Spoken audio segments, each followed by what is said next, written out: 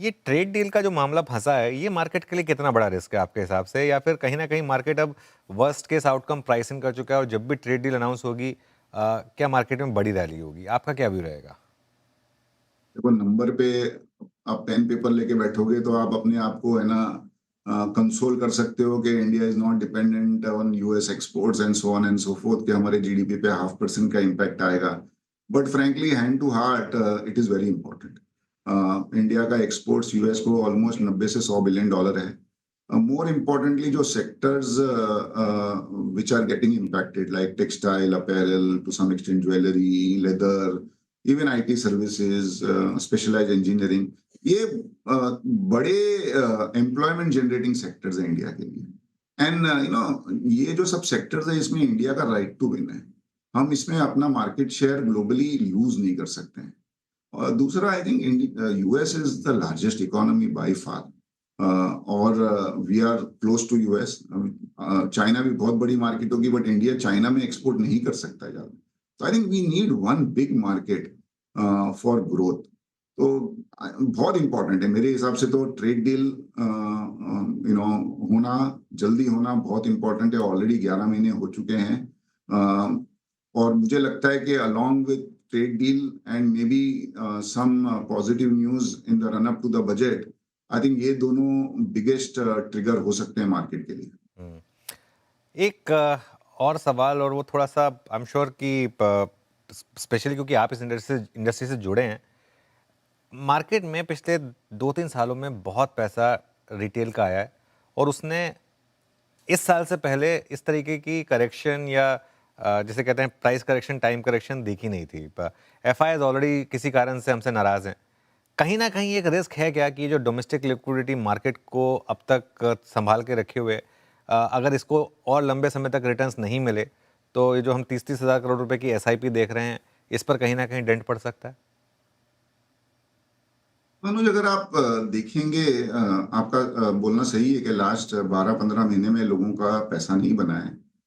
But उसके पहले 3-4 साल एक्स्ट्रॉर्डनरी पैसा बन गया। तो अभी भी आप देखोगे तो 3 साल 5 साल के रिटर्न बहुत ही एक्साइटिंग और इंटरेस्टिंग है।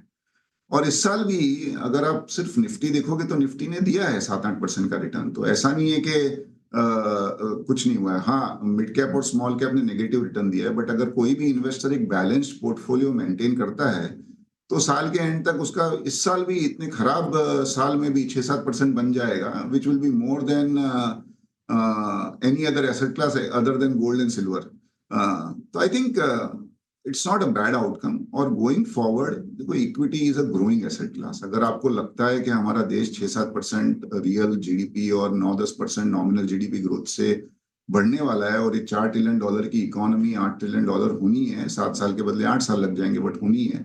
तो आई थिंक 12-15% रिटर्न इक्विटी से बनना मुश्किल नहीं है।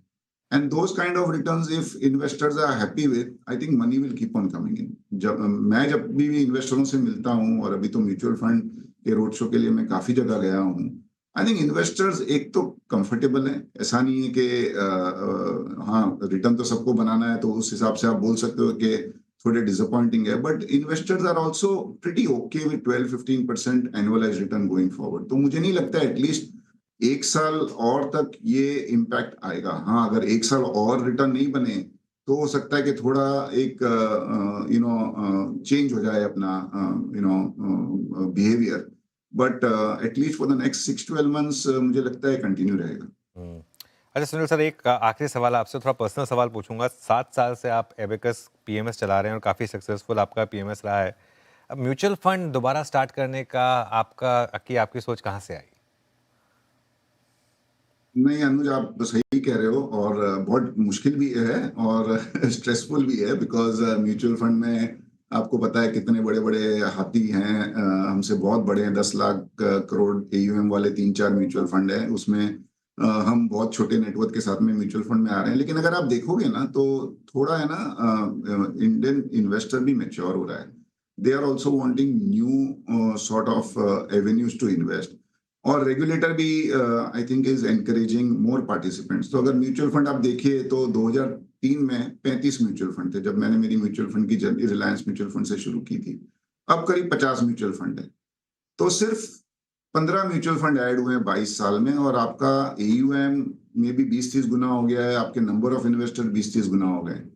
और आज भी जो 50 म्यूचुअल फंड है उसमें से टॉप 25 90-95% मार्केट शेयर है। तो मुझे लगता है कि अगर ये 6 करोड़ यूनिक इन्वेस्टर को 20 करोड़ होना है और अपनी जो एयूएम है जो 45 लाख करोड़ एक्टिव इक्विटी का एयूएम है जो 2 लाख करोड़ तक जाना है, तो I think more mutual funds are needed, तो that is where we are. And दूसरा, जैसे जैसे आगे जाएंगे, सेबी ने अभी एसआईएफ करके एक कंसेप्ट है, स्पेशल इन्वेस्टमेंट फंड, वो अलाउ किया है। आई थिंक वो हमारे जो एग्जिस्टिंग इन्वेस्टर है उनके लिए भी थोड़ा एक अच्छा प्रोडक्ट हो सकता है। तो फ्यूचर को देखते हुए I think we have decided to go ahead.